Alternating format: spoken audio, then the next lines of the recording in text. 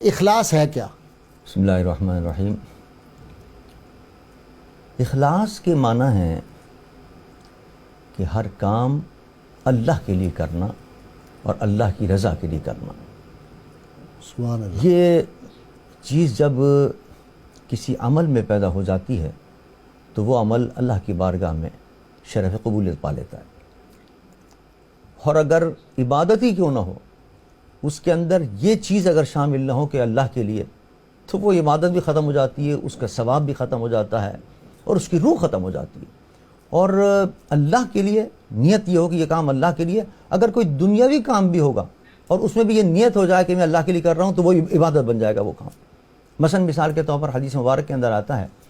حضور سرور کائنات صلی اللہ علیہ وسلم کا ارشاد گرامی ہے کہ تم اپنے اہل و عیال پر جو خرچ کرتے ہو،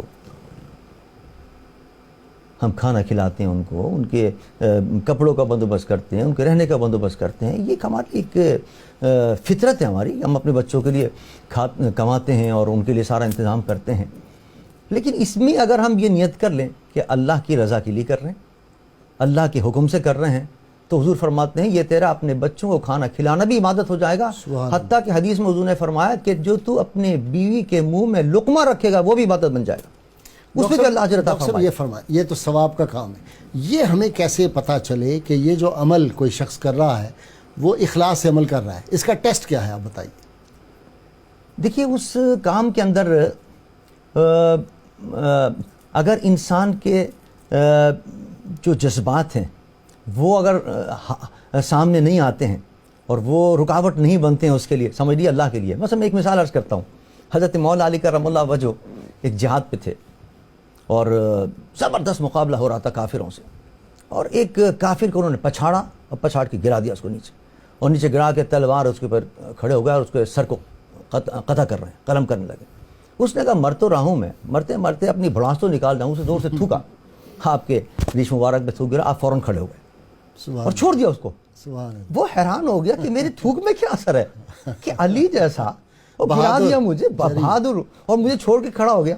اس نے پوچھا مجھے بتائیے اس کی وجہ کہ آپ نے کیوں چھوڑ دیا مجھے؟ آپ نے فرمایا میں نے تیرا مقابلے کے لیے سامنے آیا اللہ کے لیے، تجھے گھوڑے سے گرایا اللہ کے لیے، تیرے سینے پر سوار ہوا اللہ کے لیے، اللہ کی رضا کے لیے، تجھے سر قلم کر رہا تھا اللہ کی رضا کے لیے، لیکن جب تو نے تھوکا تو مجھے غصہ آ گیا۔ اب میں اگر مارتا تجھے اپنے لیے مارتا، اپنے نفس کے لیے مارتا،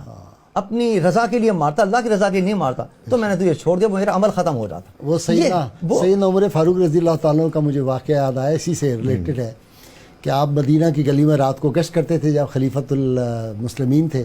تو ایک رات آپ نے دیکھا کہ ایک آدمی اس نے شراب پی ہوئی ہے اور اول پھول بک رہا ہے، تو آپ نے کوڑا نکالا اس کو مارنے کے لیے، تو اس نے سیدنا عمر کو گالیاں دینی شروع کر دی۔ آپ کا خادم بھی ساتھ تھا اس وقت۔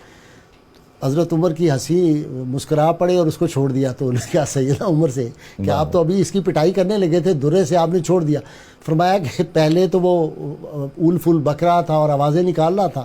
تو اس وقت تو میرا خیال ہے کہ اس کو سزا دوں، لیکن اب اس نے مجھے براہ راست جب گالیاں دی ہیں تو اب میرا غصہ اور ذاتی شامل ہو جائے گا۔ تو الحب للہ والبغض للہ، ایک مومن جو ہے اس کی محبت بھی اللہ کے لیے، اس کی نفرت بھی اللہ کے لیے، بلکہ یہ کمال ایمان کی حضور نے نشانی بتائی ہے۔ جی حدیث مبارک کے اندر آتا ہے، حضور نے فرمایا من احب للہ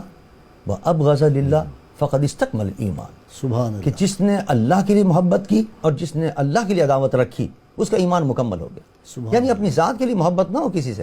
اپنی ذات کے لیے عداوت نہ ہو کہ اس نے مجھے گالی دی تھی یا مجھے فلاں جگہ پہ برا کہا تھا یا میرے ساتھ اچھا سلوک کیا تھا، نہیں، یہ دیکھ اس کی حضور سے کتنی محبت ہے،